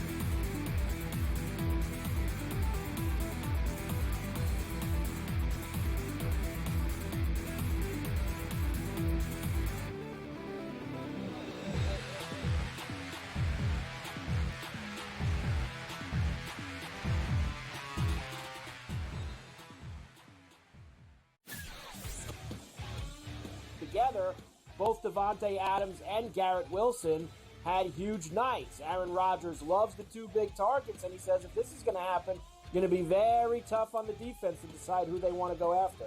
Adams and this kid, Wilson, I won't deny what they can do, but nobody else does jack. Pharrell Coast to Coast, only on Sports Grid. We live in a society right now where everybody's a snowflake, everybody's a cupcake, and everybody thinks that nothing is fair. Everything is like, it's not fair. We should have a better chance. We need more. You know what? I'm old enough to remember when you needed to have a perfect goddamn record to win a college football championship. That's the way it was.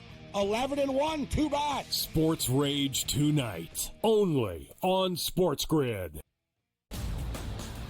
Grandma Bear, who owns the football team, probably comes in, gives a little, oh, hey, you're such a good little boy out there. Congratulations, the way you coach this football team. I'm never going to fire you. Totally, I missed you pinching your own cheek as I was looking down and did not know we were getting. Oh, Donnie, you got such a good show there with that guy named Ben.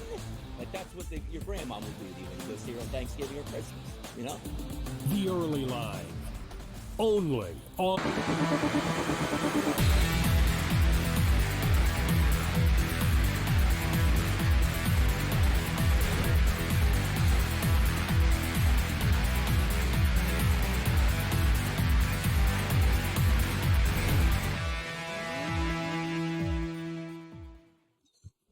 Too funny. This is why Purdue is 1-8 or 1-9, whatever they are, right? So they're driving. Joe, welcome back in Game Live, college football game day, right? So they're driving. They got the ball right around the Penn State 6-7 yard line, right? Kid goes back to pass, throws it to the wide receiver, wide open, back of the end zone, makes the catch, touchdown, right? No. How come? Kid ran out of bounds. There wasn't a defender within literally 15 yards of this guy. They were blown coverage somehow or another. So he's running towards the corner of the end zone. We'll say if you're looking at the end zone, towards the left back corner, right? Nobody near him. And he runs out of bounds and he makes the catch and he looks down at the ground and he sees, I'm out of bounds. And that's why you're 1-8, like I said, or 1-9. So, but they are driving. Is Purdue down 14-0 against Penn State? We can't afford any points here. So fourth down. You got to feel for the kid, Scott. What a mistake. Right? That is a terrible mistake. Yeah. Now listen, I'll feel for him because I got Penn State. If I had money on Purdue, I wouldn't be feeling for him. I'd be like, throwing my shoe at the TV set, saying, "What the hell are you doing?" I mean, gee, if you can't stay in bounds, and of all the difficult things you need to do on a football field, staying in bounds when no one's near you. I can see if you're running and trying to get away from a defender, but he's just like all by himself, and he just runs out of bounds. So, Scott, have you actually ever thrown anything at your TV set? Be honest. Not at the TV set. When I was younger, gambling, I've thrown the remote a couple of times, and literally probably just a couple of times, but not really. Into the pillows? Like, where did you throw that remote? Like, where did it go, Scott? Like, into the pillows, into the ground? I want to know where that went. But I've never thrown anything at my TV set. I've always thought, well, I break my TV, I'm going to be in for paying a lot more there. But definitely the frustration hits in those situations when you're betting on one of those teams and we see mistakes like that out there on the field. So haven't hit the TV, haven't thrown anything at the TV, but I sure would be frustrated if I was with Purdue. So I just want to pull up the live lines on that game for you guys right now and what we're looking at as they are driving down the field. So Purdue does have a field goal on the board. They're 4th and goal right now on Penn State's 5-yard line. So it is a 14-3 game. We got a spread of 30.5. Now going into this, I was riding on Penn State's team total to the over. It was 40.5. So I'm feeling pretty comfortable right now with 8 minutes left in the second. Again, that live line is 30.5. LSU and Florida. We have seen Florida holding down LSU. Now they were able to hold them to a field goal attempt on LSU's last drive, and LSU missed it. And it looked like they missed it by a mile out there on the field. So Florida currently leading this one still as a 4.5-point underdog coming into this game. They're leading at 7-0. So right now, if you do have faith in LSU, they have the ball. They're 2nd and 10 on their own 26-yard line. You'd be looking at LSU plus the 4.5 as a live line when they were a 3.5, 4-point favorite going into this. I don't trust in LSU because, like I said prior, that we would see LSU struggle because they're so one-dimensional out there with Nussmeier. They have to throw the ball, and if they're throwing that ball and Florida can shut down that passing game, then Florida gets this win. So I'm still high on Florida. I don't want to lay the 4.5. I did look at this game going under the total going into this one. Live number is 44.5. So 44.5 to the over is actually where the juice is laying at -120. I would still look at the under 44.5 at -108. We've only got 7 points here for Florida in this first half. We're in the second quarter, the 11 minutes left in it. I don't think LSU is going to put up enough points in this game to push us over that total. So that's where I'm going with that. We have seen that slow start between Notre Dame and Virginia. Notre Dame up 7-0 currently over Virginia. We've got a live spread of 21.5. Now, that's where Notre Dame was at one point in this game. They were 24.5 point favorite, which would lean me towards Virginia at 24.5, grabbing those points. But at 21.5, right around that original line, I do think Notre Dame can and will get it done. So that's where I'd be going with that. I know Scott and I are on the opposite side with Boston College and SMU. That spread now is 16.5. I'm kind of wondering, Scott, where you're leaning with that spread now at 16.5 and no longer double digits. Okay, because before we were seeing SMU up to 19, 20.5 point favorites. So at 16.5, it could be a look on Boston College, but Boston College has been struggling so much. So not sure I can get there in that one either. I don't want to lay the 16.5 on SMU because I already was in that situation. And we're still seeing Stanford hold tight versus Louisville, which is shocking to me. This Stanford team we've talked about has absolutely struggled this season. This team has been unable to put up points, and now they're at home facing a Louisville team that came into this one as almost a 20-point favorite.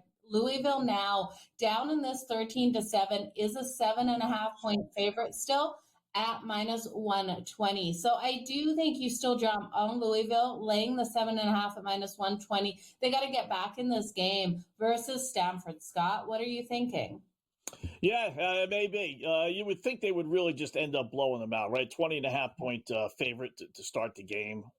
You got, as we talked earlier, you got yourself a little bit of a bonus there to having a drop down. I think it was actually single digits. I think I saw it at 8.5, 9. I know it was at least as low as 10.5. So now it's 7.5. So yeah, I mean, if Louisville, which is ranked, we're not just talking about any team here. They may not be, a top 10 team, but they're ranked 25th in the nation. For them to, play this poorly, yeah, I would say that's a pretty good bet, right? We don't put Louisville. How about this, Joe? Let's find a partner here, money line. Let's not even fool around with point spread. Let's go to our Goofy Kennesaw State game, right? It's funny. Louisville's down. That's why. I was going to say that they're only -5 to 1. Sam Houston State is tied at 3, is still -9 to 1. You put them in a parlay, it's -3 to 1. Let's find one more monster favorite if we can find one that we think is no doubt. South Carolina? South Carolina? Or do you like Missouri a little bit? Yeah, no, I think Missouri can hang with them. Okay. How about your Air Force Falcons up 14-0 against Oregon State, -560, late second quarter? I like it. Yeah. Okay. Let's take them. Put them in there. Oh, they just bumped it to -7 to 1, bastards. All right. So now it's yeah, clearly. We're trying to put this parlay together here. Now it's -197. So now we need another partner. Notre Dame, but that's not going to drop it. It's not even worth it. They don't have a money line on Penn State. About Baylor or West Virginia, or West Virginia. Why am I not seeing that? Where is they it? are -280 on the money line. That was they're in the first quarter with 3 minutes left. Yeah, I don't trust that. Nah, I need an absolute. Okay, Penn State, we can't even take money line. Yeah, don't trust Florida. Syracuse as a dog to get the win. Well, I can't because it's New York. I can't bet that. Oh, yeah. I would say SMU, but they're -1450. They're only up 10-7. And they're -15 basically to 1, 14.5 to 1. That's nuts. Can't do that. Yeah, listen, I guess we can't do it. Coming back, Scott. Look at Michigan State, 16-21 versus Illinois right now. They've got the ball. Yeah. They're kicking it off. that 53.5, like you said, I like the under, but that 53.5 when it was 30 points at halftime, it took them 4.5 minutes, 5 minutes to score here. They have it locked, but I got a feeling that's going to go over. Here they're doing this Alabama thing again. 45-7, 12 minutes left, and they're giving you 59.5. I don't think this is going anymore. More coming up.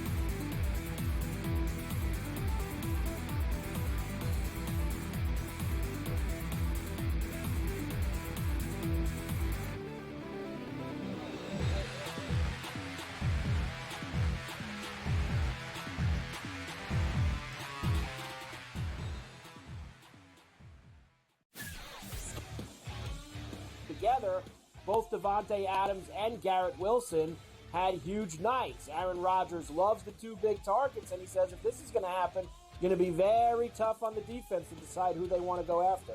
Adams and this kid Wilson, I won't deny what they can do, but nobody else does jack. Pharrell Coast to Coast, only on Sports Grid.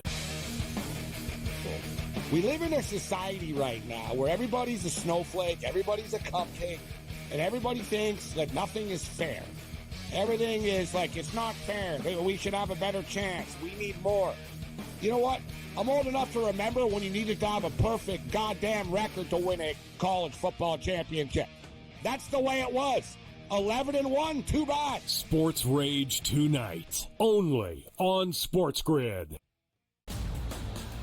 Grandma Bear, who owns the football team, probably comes in, gives a little, oh, man, you're such a good little boy out there. Congratulations, the way you coach this football team. I'm never going to fire you. Totally, I missed you pinching your own cheek as I was looking down and did not know we were getting. Oh, Donnie, you got such a good show there with that guy named Ben.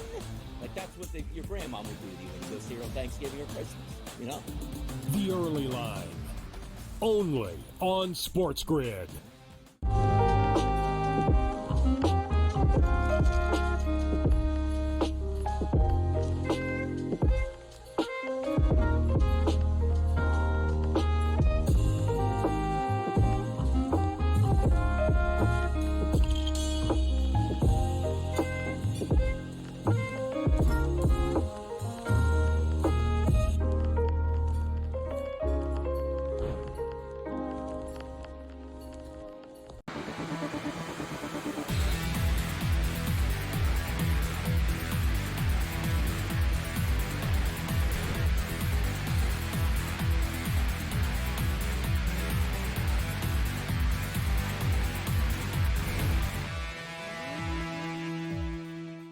All right, welcome back in Game Live, college football game day. A couple of touchdowns here to update you on Scott and Joe for the next 3 hours or so.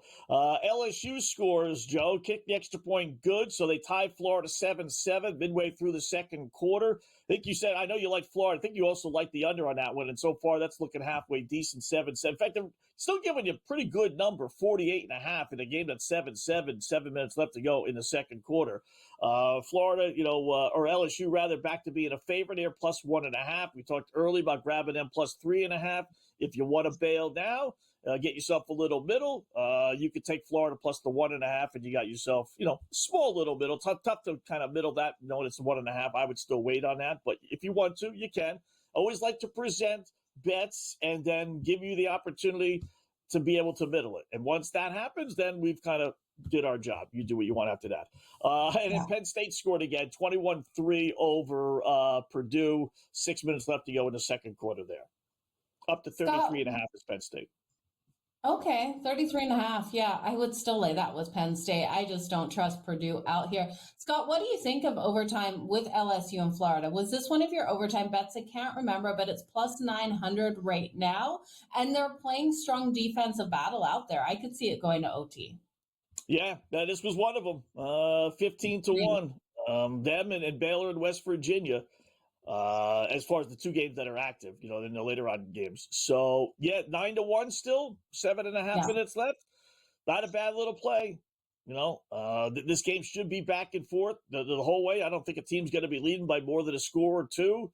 Lot Ryan, both teams trying to become bowl eligible. So, two relatively conservative coaches. They don't do, no Lane Kiffin's out there. They're not going to do anything too goofy. So, that's not a bad play for 9-1 right now, Joe. Yeah, I like it at 9-1. Boston College able to get points on the board as well. SMU only up 10-7 right now. If you like them going into this game, they were that 19, 20.5 point favorite. Only 16.5 point favorite, Scott. It makes me inclined to jump on them now. And then Stanford just lost the lead versus Louisville. Louisville up 14-13 in this one. So hopefully you guys jumped on Louisville. They're now laying 12.5 at -118, -1,200 on that money line, which we know is unbettable. Louisville was what, a 20-point favorite coming into this, Scott? Yeah, 20. So still getting a pretty good, 12.5 is not that bad. They've scored, it was 10-0. So they've scored 14 of the next 17 points. But they do have the lead. And so, maybe it turns second half. The fact that they're still giving you 12.5, which is a little bit of a drop, obviously, from the 20.5, but they're still making them a double-digit favorite, with 4 minutes left to go in the second quarter. So they tell you they have absolutely zero faith in this Stanford team. Nebraska USC tied at 7 as they play after 1. So the Cornhuskers holding tough against the Trojans, getting 6.5. It's pretty much what it was, 7.5 to start the game. Over under 53.5. South Carolina 7-6 over Missouri. They must have missed still 10.5 point favorites. Yeah. Why is it still 10.5 points with Missouri keeping it that tight, Scott? I'm shocked by that, but it's still first quarter, I guess. Yeah. Still, I mean, at least Missouri scored so they can move the football. It is Pine in there, not Cook. So, but he's played a lot. It's not like he hasn't played. It's not a complete backup. SMU, by the way, has got a 3rd and 8 at the BC 19-yard line, which is probably why it's that 16.5. You're assuming they're going to score something here. Notre Dame added a touchdown, 14-0 now over Virginia. Well, Virginia, 6 minutes left to go in the second quarter, 27.5, 43.5. Let me check Virginia's numbers because I don't know. I was going to say, and Notre Dame shut them out here. Virginia has a team total of 7.5. The books aren't thinking they get over a touchdown. It's got -172 to the under 7.5 right now. Notre Dame's team total is 34.5, juice to the over at -144. Is there a shutout bet? I'm not seeing it. Let me see. Oh, yeah, there is. Notre Dame +300 to get the shutout. Where are we going, Scott? What are you liking? I know it's so hard. Can't do that. Boy, it's midway through the second quarter, right? They're only giving you 3-1. This was maybe third quarter with 5 minutes left, then okay. But, boy, they're giving you no money whatsoever. So, can't do that. Although Virginia only has 3 first downs so far in, quarter and a half of football. 5 of 12 for 49 yards passing. They run the ball for 69 yards. That's not too shabby. But, I got to get more than that. They don't give you I'm surprised. They don't give you great value on those shutout bets. They really, it's not easy getting a shutout. In college football, NFL, I mean, that's hard to really just shut a team down. Sam Houston State scored a touchdown, 10-3 over Kennesaw State. Now the over-under's up to 27.5. That's why I'm thinking, we're going to get some points, I think, in this game. I liked it at 25.5, and I kind of like it at 27.5. Watch Sam Houston. Over 27.5 +102. It's bouncing around between +110 and +102. So I could see it, but how are you looking at Kennesaw State here? Do you think they can put up their share of the points as well? Because they're +13.5 right now on the spread. It's -110. Or do you think Sam Houston's just going to start going in this one? This is the stronger offensive team. Yeah, there's a reason why that line went up to 20.5. I love the college, coaches fired system, so I'm still all in on that, but I wouldn't double down at 13.5 or even now 12.5. I'm more comfortable. If I'm going to do that, I think there's a better chance the game going over than Kennesaw State covering the spread. If Sam Houston wins 30-3, I wouldn't be shocked. So you're going to go over, but you'd lose the Kennesaw State bet. Kennesaw State, to keep this thing that close, they're going to have to score some. So in order for them to score some, the game's going to go over. So you might as well play the over in my eyes rather than Kennesaw State. They want to give you 20.5 again, different story, but they're only giving you 12.5. So, and that We're getting 19.5 with Hawaii. They just opened those lines back up at the half here.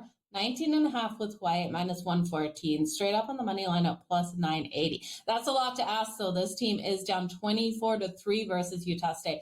I never even thought Utah State would hit double-digit points in this, let alone over 20, Scott. Yeah, at the half, no less. Crazy. Like college football, in-game live game day. Continue here on the grid.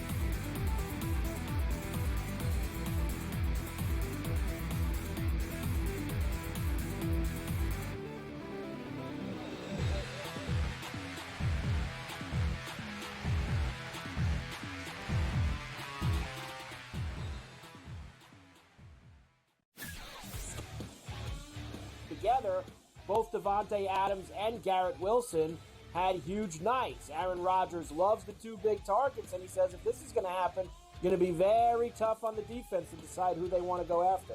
Adams and this kid Wilson, I won't deny what they can do, but nobody else does jack. Pharrell Coast to Coast, only on Sports Grid.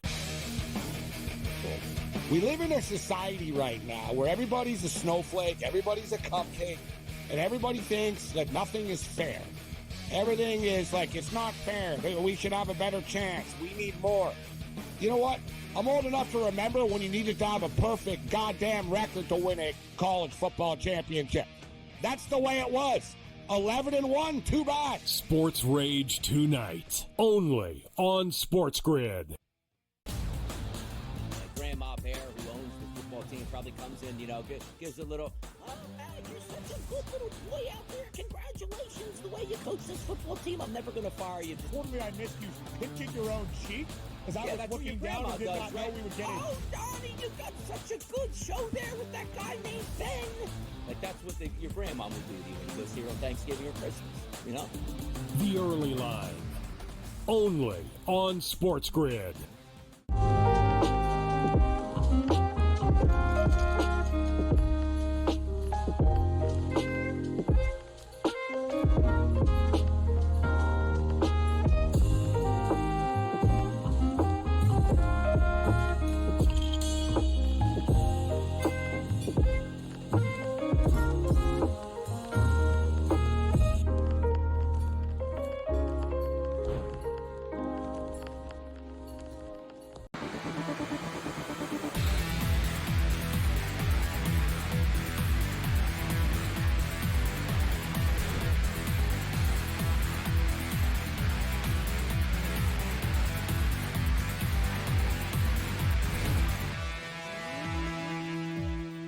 All right, welcome back in Game Live, college football game day here on the grid. Closing out hour number 2, Scott Wetzel and Joe Madden. A couple of updates here while we're away.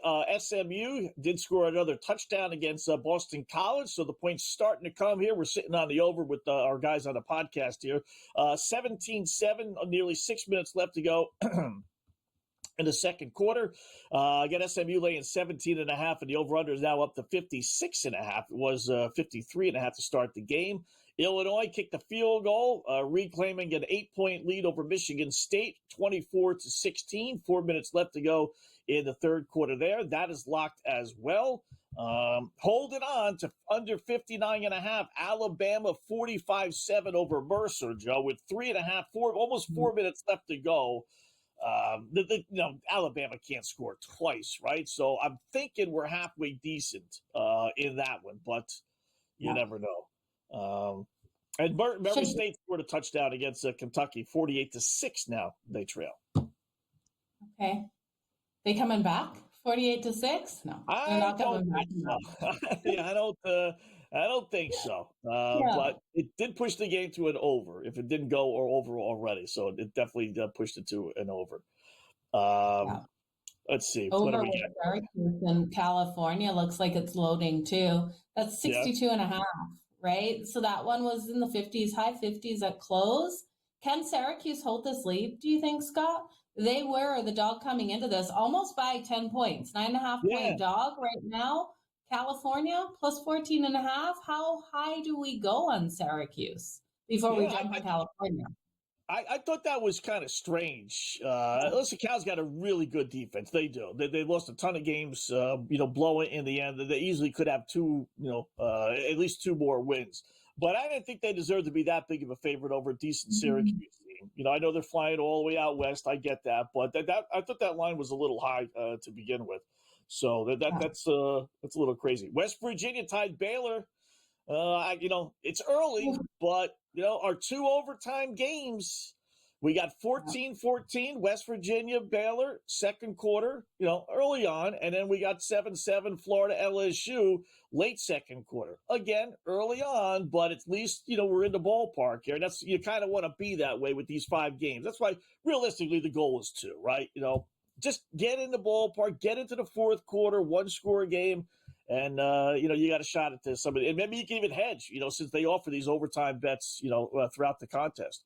So, Baylor right now, that one to go to overtime is plus 1,000. So for people who haven't jumped on both of these, we got Baylor at plus 1,000 and then the Florida game at plus 900 still, Scott. So you can still get in. And Scott, I think you could roll into these later games with these 2 games sitting in OT. So I think you're in for a big night. I'm excited for your round robin parlay. Yeah.